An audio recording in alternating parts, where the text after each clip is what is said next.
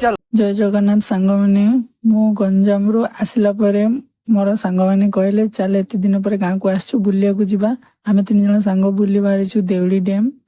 Deuli dam ଯିବା ରାସ୍ତା ସମୟରେ ଏଇ ଯେଉଁ ସୁନ୍ଦର ଜଙ୍ଗଲ ଦୃଶ୍ୟଟି ଦେଖୁଛନ୍ତି ଭାଇ, ମୁଁ ଗଞ୍ଜାମରେ ଥିବା ଅବସ୍ଥାରେ ଆପଣମାନଙ୍କୁ କହୁଛୁ, କେବଳ ଯଦି ଆପଣ କ୍ୟାରିୟରରେ ସକ୍ସେସ୍ ହେବା ପାଇଁ ଚାହୁଁଛନ୍ତି ତାହେଲେ ବାହାରେ କେଉଁଠି ହଷ୍ଟେଲରେ ରହିକି ପାଠ ପଢ଼ୁଛନ୍ତି, ଏସବୁ ସୁନ୍ଦର ସୁନ୍ଦର ଯେଉଁ ଜଙ୍ଗଲ ବିଲ ତା ସହିତ ରାସ୍ତାରେ ଯିବା ସମୟରେ ଯାହା ବି ସବୁ ଆପଣ ପଶୁ ପକ୍ଷୀ ବର୍ତ୍ତମାନ ଦେଖିବା ପାଇଁ ପାଇବେ ସେଠି ପାହାଡ଼। କାହିଁକି ନା ଆପଣ କ୍ୟାରିୟର ନେଇକି ବହୁତ ଟେନସନ୍ ଥିବେ, ତ କେମିତି କ'ଣ ଆଗକୁ ହେବ, କେମିତି ପାଠ ପଢ଼ା ଶୀଘ୍ର ସରିବ, ପୁଣି ଗାଁକୁ ଯିବି। ଗାଁକୁ କାହାକୁ ନ ଆସିବା ପାଇଁ ଇଚ୍ଛା କହିଲେ ଭାଇମାନେ? ସମସ୍ତଙ୍କୁ ନିଜ ଗାଁକୁ ଆସିବା, ନିଜ ଗାଁରେ ବୁଲିବା, ନିଜ ଜିଲ୍ଲାରେ ଥିବା ସୁନ୍ଦର ଦୃଶ୍ୟ ଦେଖିବାକୁ ସମସ୍ତଙ୍କୁ ମଜା ଲାଗେ। ତ ସେ ସବୁ ଜିନିଷକୁ ମୁଁ ବହୁତ ମିସ୍ କରିଥିଲି। ଆଜି ଯାହାଫଳରେ ମୋ ସାଙ୍ଗମାନଙ୍କ ସହିତ ମିଶିକି ମୁଁ ଆସିଛି ଆମ ମୟୂରଭଞ୍ଜ ଜିଲ୍ଲାର, ଯାହାକି ଦେଉଳି ଡ୍ୟାମ୍, ଯେଉଁ ପ୍ରସିଦ୍ଧ ସ୍ଥାନ, ଯେଉଁଠି ଆମର ନୂଆବର୍ଷ ମକର ମେଳା ସମୟରେ ଏଠି ପ୍ରବଳ ଭିଡ଼ ହୁଏ। ଆପଣମାନେ ଦିନେ କେବେ ସମୟ ବାହାର କରିକି ଏ ଜାଗାକୁ ନିଶ୍ଚୟ ବୁଲିବା ପାଇଁ ଆସନ୍ତୁ। ମୁଁ ଆପଣଙ୍କୁ ବର୍ତ୍ତମାନ ଦେଖାଉଛି ଦେଉଳି ଡ୍ୟାମ୍ କେମିତି। ଭାଇମାନେ ଦେଖିପାରୁଥିବେ ହେଉଛି ଆମ ଦେଉଳି ଡ୍ୟାମ୍ର ସୁନ୍ଦର ଦୃଶ୍ୟ, ଯାହାକି ଦେଖିବାକୁ ଅତି ସୁନ୍ଦର ହେଇଛି। ଏହା ହେଉଛି କେବଳ ତଳ ଦୃଶ୍ୟଟା, ଉପର ଦୃଶ୍ୟଟା ଆହୁରି ଉପରକୁ ଯିବା ପାଇଁ ପଡ଼ିବ ତାକୁ ଦେଖିବା ପାଇଁ। ଆସନ୍ତୁ ମୁଁ ଆପଣଙ୍କୁ ଦେଖାଉଛି ଉପରେ କ'ଣ କ'ଣ ସବୁ ଅଛି ଆମର ଦେଉଳି ଡ୍ୟାମ୍ରେ। ତାପରେ ମୁଁ ଆଉ ମୋ ସାଙ୍ଗ ମାନେ ମିଶି ଆମେ ଉପରକୁ ଗଲେ।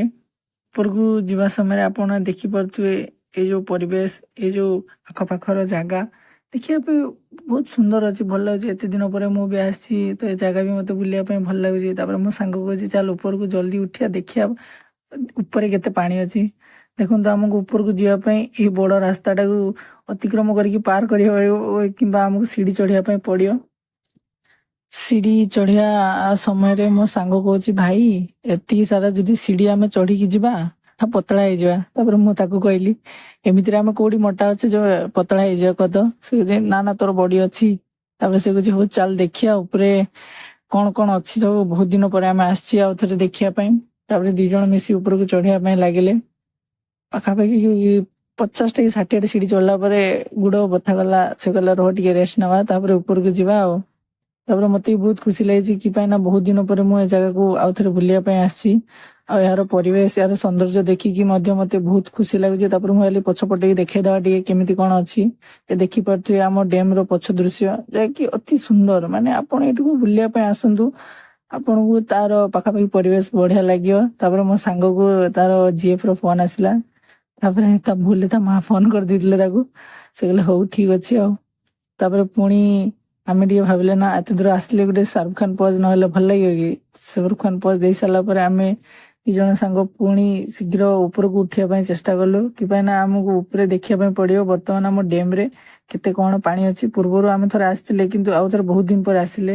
ପୁଣି ମୁଁ ଡ୍ୟାମ୍ରେ ପହଞ୍ଚିଲା ପରେ ମୁଁ ମୋର ଅଶ୍ଳୀ ରୂପକୁ ପଳେଇ ଆସିଲି, ଦେଖିପାରୁଥିବେ। ତାପରେ ଆମେ ଟିକେ ଖୁସିରେ ଉପରେ 2 ଜଣ ଡାନ୍ସ କଲୁ କି ଦୌଡ଼ିଲୁ। ମାନେ ଏତେ ଗୁଡ଼ା ସିଡ଼ି ଚଢ଼ିକି ଆସିଛି, ଆମ ଖୁସିଟା ନ କହିଲେ ସରେ। ଆଉ ଡ୍ୟାମ୍ରେ ଏତେ ସାରା ପାଣି ଅଛି ଯେ ଆପଣମାନେ ଦେଖିପାରୁଥିବେ ଭ୍ୟୁଟା, ତ ଆମ 2 ଜଣଙ୍କୁ ବହୁତ ଖୁସି ମଧ୍ୟ ଲାଗୁଥାଏ। ଏତେ ଦିନ ପରେ ଆସିଛୁ, ତାପରେ ଆମେ ଖୁସିରେ 2 ଜଣ ଟିକେ ଡାନ୍ସ କଲୁ। ବର୍ତ୍ତମାନ ଆସନ୍ତୁ ମୁଁ ଆପଣଙ୍କୁ ଆମ ଦେଉଳି ଡ୍ୟାମ୍ର ସୌନ୍ଦର୍ଯ୍ୟ ବା ସୁନ୍ଦର ଦୃଶ୍ୟ ସବୁ ଦେଖାଉଛି। ଦେଖୁଥିବେ ଡ୍ୟାମ୍ରେ ବହୁତ ସାରା ପାଣି ଅଛି। ପାଣି ସହିତ ଏ ପରିବେଶଟା ମଧ୍ୟ ଅତି ସୁନ୍ଦର ହେଇଛି।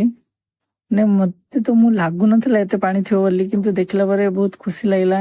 ଏତେ ସାରା ପାଣି ଅଛି, ପୁଣି ଡ୍ୟାମ୍ର ପରିବେଶ ପୁରା ସଫା ଅଛି।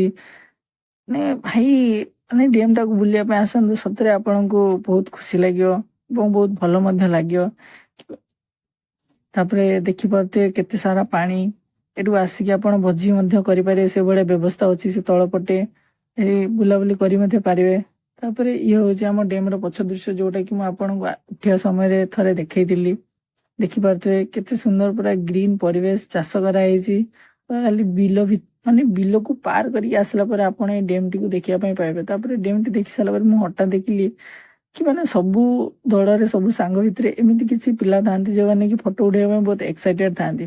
ଦେଖିପାରୁଥିବେ ଏ ଦୁଇ ସାଙ୍ଗ ମୋର କହୁଛନ୍ତି ଆସିଛ ମାନେ ଏତେ ଦୂର ଫଟୋ ନ ଉଠେଇଲେ ହବ କି? ସେ କହୁଛି ହଁ ଉଠା ଉଠା ଜଲ୍ଦି ଉଠା। ସେ କହୁଛି ଏ ମୁଁ ପୁରା ହିରୋ। ତାପରେ ସେ କହୁଛି ଦେଖା ଦେଖା ଫଟୋଟା ଦେଖା କେମିତି ହେଇଛି? ସେ କହୁଛି ହଁ ଠିକ ଅଛି ଚଳିବ, ହେଲେ ମୁଁ ଟିକେ ଗୋରା ଦେଖାଯାଉଛି। ସେ ଆସିଛ, ତାପରେ ଏଠି ଦେଖିପାରୁଥିବେ ଲେଖା ହେଇଛି ଜଳଭଣ୍ଡାର ଭିତରକୁ ପ୍ରବେଶ ନିଷେଧ। କିନ୍ତୁ ଏଠି ଯଦି ଆପଣ ଭିତରକୁ ଯିବେ ତ ସେମିତି କିଛି ହବନି, କିନ୍ତୁ ସାବଧାନ ସହକାରେ ଯିବେ। ଆଉ ଯୋଉଠି ମନା ହେଇଥିବ ପୁଅ ପିଲାମାନଙ୍କୁ ତ ଜାଣିଛନ୍ତି ସେଇଠିକୁ ଆଗରେ ଭିତରକୁ ପଳେଇବେ ଆଉ। ତ ଆମେ 3 ଜଣ ଗେଟ୍ ତ ବନ୍ଦ ଥିଲା ତ ଉପର ପଟେ ଡିଆଁ ମାରିକି ତଳକୁ ଆସିଲେ। ଆଉ ଯଦି ଆପଣ ମାନେ ତଳକୁ ଆସୁଛନ୍ତି ନିଜର ସାବଧାନ ସହକାରେ ଆସିବେ, କାହିଁକି ନା ଏଠି କୌଣସି ପ୍ରକାର ମନା ନାହିଁ। କିନ୍ତୁ ଆପଣ ଯେହେତୁ ଏ ଜାଗାକୁ ବୁଲିବା ପାଇଁ ଆସିଛନ୍ତି ତ ଆପଣ ମାନେ ନିଜ ସେଫ୍ଟିର ନିଜେ ହିଁ ଧ୍ୟାନ ରଖିବା ପାଇଁ ପଡିବ, କାହିଁକି ନା ବହୁତ ସାରା ପାଣି ଅଛି ତ ରିକ୍ସ ଆପଣଙ୍କ ଉପରେ ହିଁ ଅଛି। ତ ଦେଖିପାରୁଥିବେ ବହୁତ ସାରା ପାଣି, ଆମେ ମାନେ ଆସିଲା ପରେ ପାଣିର ସାଉଣ୍ଡ ହଉଛି କିନ୍ତୁ ମୁଁ ସାଉଣ୍ଡ ଟାକୁ କାଟି ଦେଇଛି। ଦେଖିପାରୁଥିବେ ପାଣି ବହୁତ ସାରା, ପୁରା ଆପଣଙ୍କୁ ଗୋଟେ ଛୋଟ ସମୁଦ୍ର ଦେଖିଲା ଭଳିଆ ଫିଲ୍ ହବ।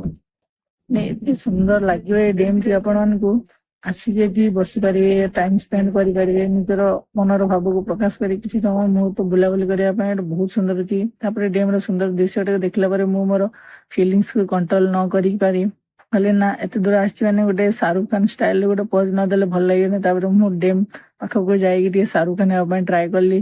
ତାପରେ ମୁଁ କହିଲି କଣ କରିବା ଏବେ ଟିକେ ଚାଲ ପାଣିରେ ଲାଗିବା। 2 ଜଣ ସାଙ୍ଗ ମିଶିକି ଟିକେ ପାଣିରେ ଖେଳିଲୁ, ମୁଁ ତାଙ୍କୁ ପାଣି ଭିତିଲି, ତାପରେ ଆମକୁ ଟିକେ ମଜା ଲାଗିଲା। ତାପରେ ମୁଁ କହିଲି ଆସନ୍ତୁ ଭାଇମାନେ ଏ ଜାଗାକୁ ବୁଲିବାକୁ ଆସନ୍ତୁ, ସତରେ ଆପଣଙ୍କୁ ବହୁତ ମଜା ଲାଗିବ।